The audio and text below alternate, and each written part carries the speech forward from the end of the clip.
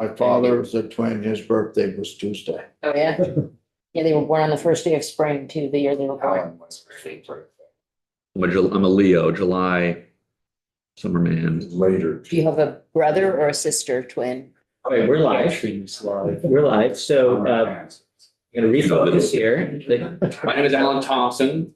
Thank you very much for the invitation to be here. I'm the board president of Vermont Woodlands Association. I live in Waterbury, and professionally, I am also a consulting forester serving private landowners in northern Vermont. I interrupted an introduction. Should I? Self-introductions are always best, so that's good. And we're glad to have you with us this morning. So thank you for joining us.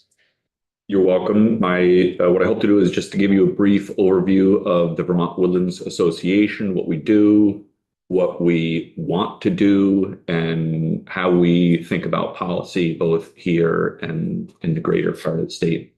I brought most of what we end up doing is education outreach. And so I brought examples of those, which you're welcome to keep, and how we present ourselves to the community. These are different, there's brochures and leave some stickers scattered around for folks here. The Vermont Woodlands Association's mission is to educate and advocate for the practices of productive stewardship, use, and enjoyment of Vermont's forests. It's a pretty big space to be in. We've got a lot of forest. Most of it is privately owned. And so we focus a lot of what we do on private forest landowners and the stewardship of those privately owned forest woodlands. VWA originated as the Timberland Owners Association. And at the time, there were real literal fires to be dealing with. And Vermont Woodlands Association acted as a conduit between the state and federal governments, who hired, hired and built the towers that monitored forest fires and reported forest fires. And we paid some of those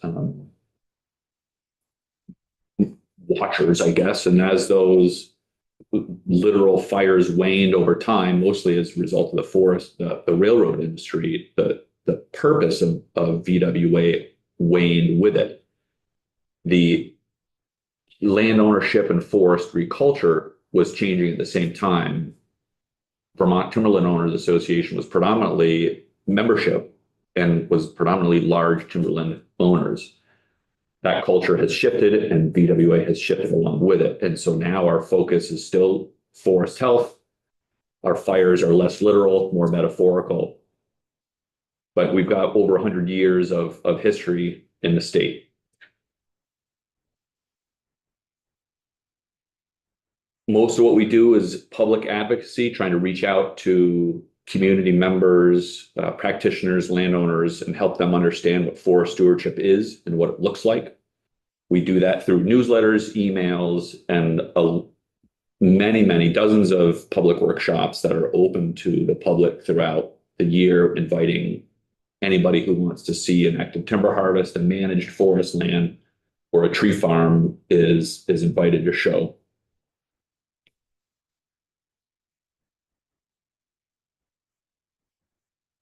In its most simplest form, why it matters is because primarily we love our forests, and we all have a long list of reasons of why we love it.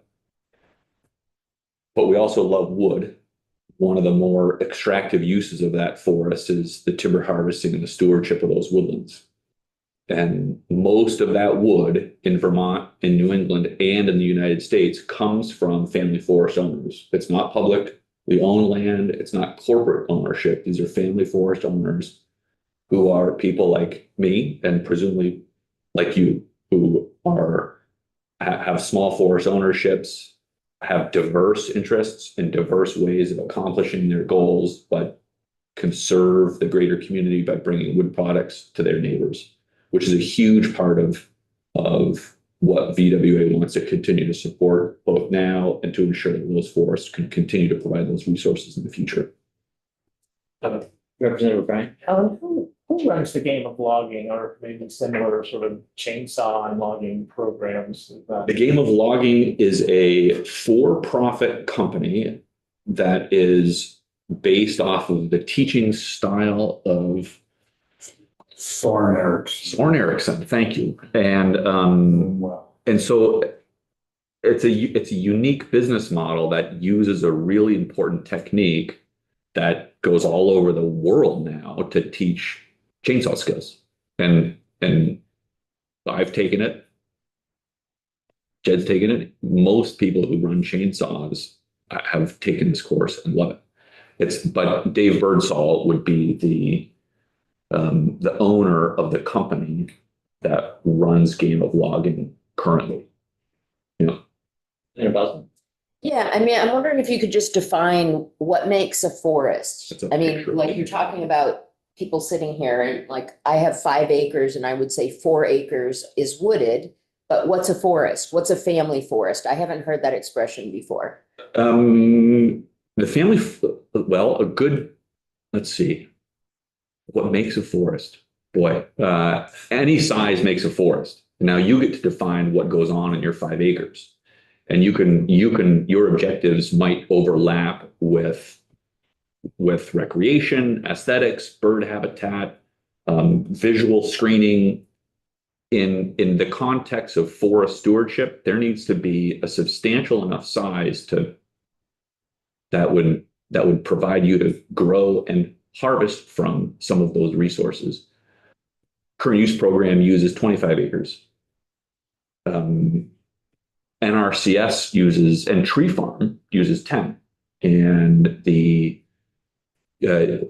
a really great organization that's run by the UMass Amherst Family Forest research program run by Brett Butler out of Amherst again, and they would use 10 acres. So any forest that's owned to over 10 acres satisfies this family forest definition. So my previous, or maybe it's coming up, is 75% of Vermont's wood comes from Right.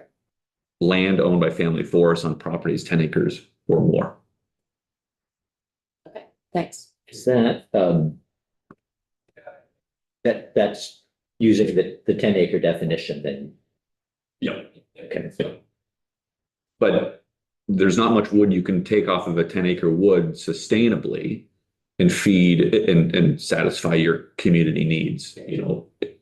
You keep going smaller and smaller, and all of a sudden you've got one tree or no trees. So VWA wants to support all these values. It's a big bucket, but we believe that healthy, productive forests mean a healthy, productive Vermont means healthy, productive forests. And it's a beautiful, wonderful loop. Just quickly following up on Michelle's. Is there a definition of when a piece of land becomes a forest? And I'm thinking, there's so much in Vermont that was agricultural, hay fields, et cetera, pasture, pine, poplar, et cetera, moving in. Like, is there a sort of line in your world where you're like, you can look at it and be like, that's a forest now, or that's still just a. And personally, I could look at an agricultural field that's 1 year fallow, and I could imagine making decisions and turning that field into a productive forest very quickly. Current use has a definition of forest as 300 stems per acre. That's a pretty easy threshold to meet especially if you have tiny little trees that could take a year to go between corn and trees.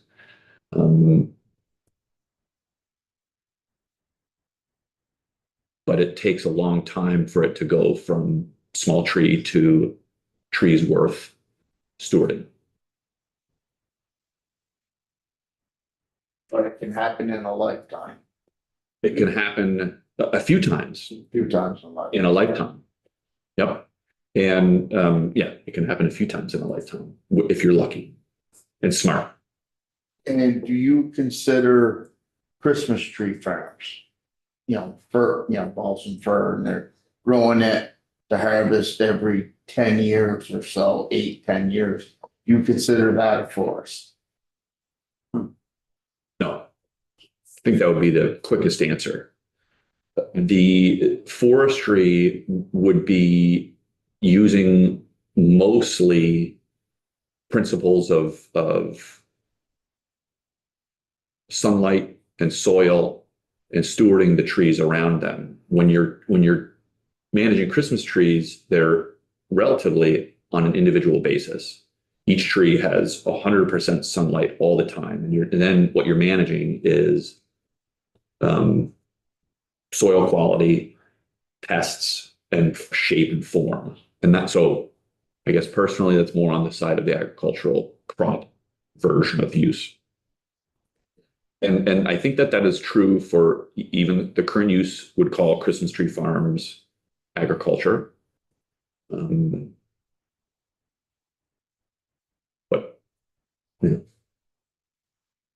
Some of the more specific programs you might be familiar with is the Tree Farm, which is a national program under American Family Forests, and the Vermont Woodlands Association has been the sponsor and manager of that program in Vermont, certifying properties for meeting various higher level standards than other standards. And so you might recognize the sign with the main tenants being wood, water, wildlife, and recreation. We also run now the LEAP program, the Logger Education to Advance Professionalism, a logger training program, which operates in Vermont and throughout Vermont loggers. The Women in Our Woods program, Vermont WOW, recognizing demographic shifts, which with increasing ownership of woodlands by women and making sure that stewardship of those woods is an accessible thing for everybody. And woodland legacy planning, where VWA recognizes that we want to engender certain forest stewardship ethic. And then upon generational transfers or any succeeding owners, that those ethics get passed down with that shift in ownership, because that's an inevitability. And oftentimes that's when land management, land uses can change very quickly, both on an individual level, family level, or community level. Representative Where Brigham. does the maple come into this program, or does it? It's I would say it comes in the same way that firewood, timber, hunting, all these other uses and values fall in this forest stewardship as a product available for anybody to elect to choose for. On my property, I cut timber, I tap trees for maple syrup, I hunt deer and grouse, and I want all those things. And my management supports those uses happily. As it relates to policy, the things that, and especially contemporary policy, the things that we tend to be most concerned about is protecting the use value appraisal program. We want that program to be stable, predictable, and easy. And almost every single year, we see something that either supports the stability and predictability of that program or works to shift that and make it something other than its original intent. And it's the success of this program is really based on that stability and predictability for landowners and for the greater community, I think, too. Act 59 passed a few years ago, and folks are working on the Vermont Conservation Plan to administer Act 59. If the conservation plan works to achieve Act 59 as written, that would have some pretty big impacts on forest stewardship, the ability for landowners to use and steward their forests. And we would hope that this conservation plan can protect the Vermonters' ability to own, use, and steward their forests. VWA is on the technical advisory committee, so I guess we have a seat at that table advocating for landowner interests. Working Lands Coalition, Slow Camp, low interest loans. We advocate for strong forest industry. We've done that with the strategic roadmap and on the implementation steering committee. That's a pretty big bucket. Anywhere we can, we would advocate for forest industry interests. And of course, Act 250, that's currently on the table now, thinking through the tier 3 stuff and any of the extra criteria that could impact a forest landowner's ability to use, own, and steward their forests. That's the buckets. We think about, I mean, those are pretty big and far-ranging buckets. And I think that on a day-to-day basis, it's really implementing educational opportunities to bring landowners, practitioners, and anybody who's interested in learning about forest stewardship to the table, to see what it really means to manage forests, what it smells like, what it looks like. Often it's not as pretty and romantic as I say it is. It can be muddy, it can be smoky. I was admiring that Knuckle Boom Loader book that I know a few kids really appreciate. And that's not a romantic view of Vermont's forest landscape, but that's the reality in which many of us operate in at some point or another. We've had the opportunity to go out a couple of times to, I think, part of it active sites, either the committee or individually. And I've seen that. Good. It's I have found that as a consulting forester, especially, that there's like an evolution where almost anybody, landowners, practitioners, or even general public, goes through, where more experience you have with seeing it, making decisions around it, and seeing the result of it over time, the more willing you are to have that be part of your life. And it does take practice. It's not something that everybody can do right out of the gate. I've watched clients of mine shudder at the felling of a tree. And 10 years later, those same landowners will have, in a sense, apologized for their initial reactions because of their perceived ethical dilemmas that they were dealing with at the time. How do I both kill a tree and love a tree at the same time? And 10 years later, when there's 100 more pine trees, it's way easier to see, but it took 10 years for them to realize that. Now, I'm just thinking of sort of similar dichotomy to what you just mentioned, that when this committee looks at Vermont, we often hear, what is it, 77% of Vermont is forested now, and it's growing, right? So as far as a place where forests love to grow, Vermont's fantastic, right? And certainly I know in my farm that it would be happy if I went away and it would be just total forest in about 20 years. So we have that reality, and then on the economy so connected to forest land, the forest economy is challenged beyond belief. Farming, same situation, both really hard to make a living at.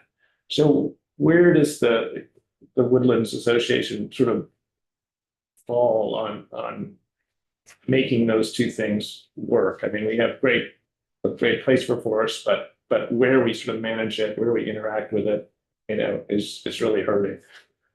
Those economic realities occur at the landowner level decision, the forester level decision, logger level decision, but it also occurs on the international landscape. We sell wood cross borders and across oceans to communities across the world who impact the decisions we make on our land. And so, and that's an important part of it. I don't want to demean that, but to give an example, just how big our forest economy really is, it's huge and it's complicated, and there's not one clear knob to be turning. The one knob VWA wants to have a good, strong handle on is the culture of forest stewardship. And it really is to bring that practiced perspective so that somebody isn't shocked. Oh, how often how often is Jed cutting trees and somebody's immediate response is it's a subdivision. All Jed does is cut trees for development. I know Jed and I work with Jed. But the gut response is you're not doing this to steward a forest. You're doing this for some other selfish reason. The Vermont Digger article about the Fix Our Forest Act was titled something like, "Is this a free pass for loggers?" As if loggers are the primary decision makers for what is happening in the national landscape of forest stewardship. They're an important part of it, but the decisions for our forest industry are big and vast, and we really want to make sure that anybody who's making decisions about any of these bills that have any effect on forest stewardship, use, or enjoyment, that they think about logging, they think about sugaring, they think about Christmas tree farms, and they aren't making decisions that make that part harder. Alan, you mentioned 100 years ago or a little bit longer, the organization's been in existence for a century plus, and that it was founded by landowners who were concerned about fires, forest fires. And that, did I hear correctly, that was often caused by railroads? Yeah. So sparks from passing trains would ignite the undergrowth and. So I'm told. Yeah. Yes. Interesting bit of history. And that makes me think also that we know that at one time, prior to that, much of the Northeast was completely denuded, that there were no forests, or there was a lot less forests than there was today. And it must have grown back enough by 1915 that the landowners this was a concern. Most of those landowners that existed as large timberland owners at the time are now the state and federal forests that have since transferred into public ownership, or some of the existing larger corporate timberland owners that we currently have in Vermont. Weyerhaeuser would be the biggest and best example. So I know Jess got a question too, but while I have the floor, wanted to ask about the 75% of that figure and of Vermont's wood supply, I think was what you were calculating there. And I'm wondering, so in addition to family-owned farms, there would be, ones you just mentioned, there's still some corporate land, and then state and federal land.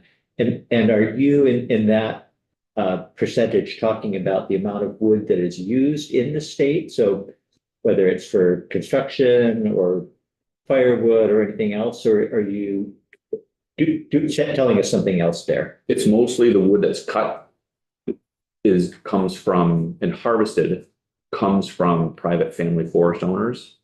The utilization is also really, maybe goes a little bit to some of the economic questions. Some of that wood goes out of the state. Some of that wood goes out of the country. Some of that wood stays right in that person's backyard. We're also importing a lot of wood from out of the state, from other states into Vermont and other countries into Vermont too. So there's a little bit of a mixed bag, especially depending on where you are in Vermont, your access to certain sawmills or pulp mills, and the species you're dealing with as well. The northern part of the state has a pretty difficult access to hardwood sawmills in Vermont. So their closest location is Canada. If you're in southern Vermont, chances are you're either selling to mills in the southern part of the state, or you're going to New York to sell your hardwood logs. And it's a mishmash of everything else. Most of the softwood logs are eventually shipped out of state to New Hampshire or Maine or Canada as well.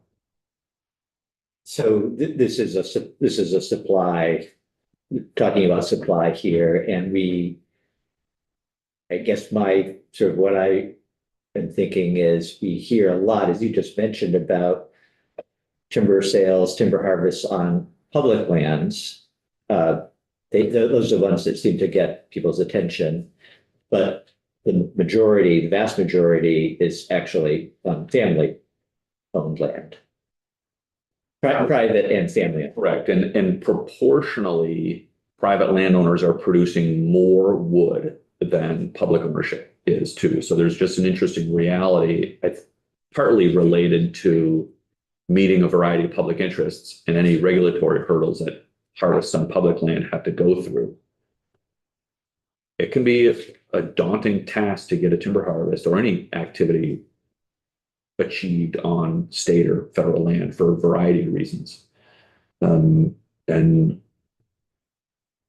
as you know, Vermont forests, as I think you know, Vermont forests grow much more wood than we're harvesting. So one of the burdens the forest industry isn't complaining about is a lack of wood.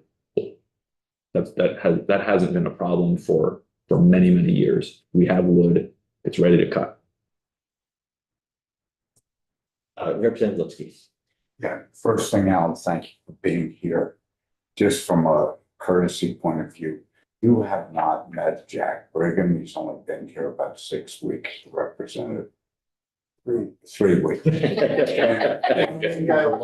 From Franklin County, and St. Albans, but is a longtime dairy farmer, but operates a family sugar bush, a significant one. So it's good that you.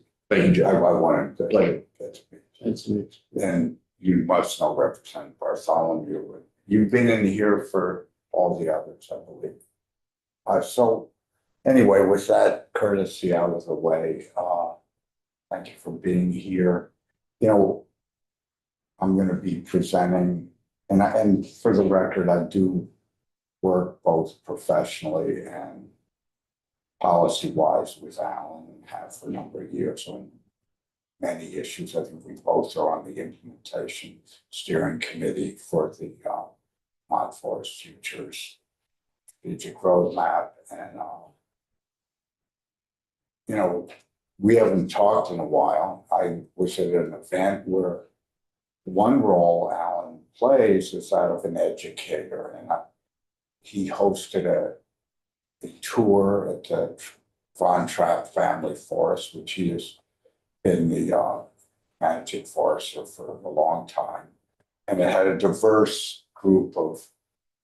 Some were just interested, maybe some were guests, many were local residents. And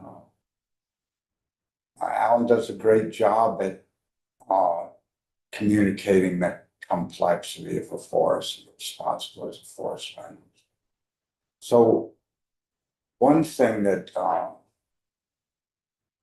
you referred to Act 59 as a concept. That's different than 30 by 30. And 50 by. Same thing. But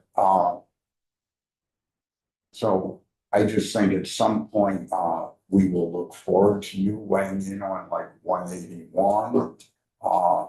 Because somewhere being a representative of forest landowners, woodland landowners, you know, somewhere not just industry rights, but private property rights. Every time an act which sort of declares 50% in another 24 years needs to be permanently conserved, that impacts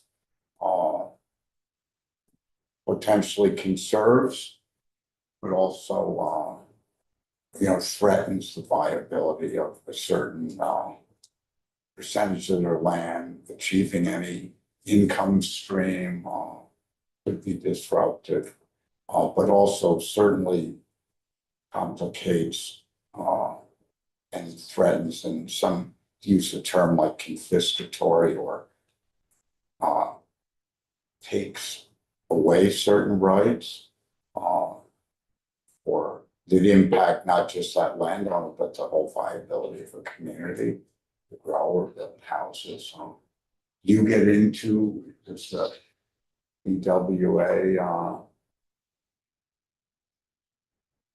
get into, advocating on, some of the impacts or sharing the impacts or potential risks that some of these actions that have taken by our legislature.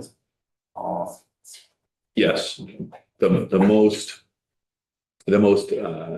easiest way we've been doing that is on the technical advisory committee as being one of the only landowner advocate, though not to take away, there's plenty of people who think strongly about landowners, but we play a very strong role advocating for private landowner and landowner rights.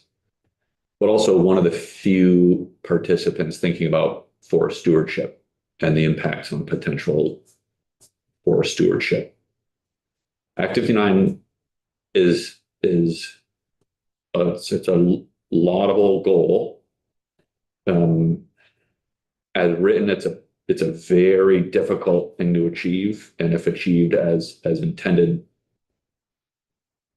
we would want to make sure it protects the ability to steward forests. And we see a lot of issues with that being the case. So we would hope to be able to share more thoughts with you and others. Get at least one more question, but then we need to wrap up. Representative Nelson. On current use, there's a provision on current use that preserved woodland. You know, no touch, no cut. Is considered, gets a status in current use. Yes. Where does your group fall in that? Do you see that as viable? Or I see current use as an instrument for working lands. Where we manage and realizing that a hardwood stand might be 75 years between managements.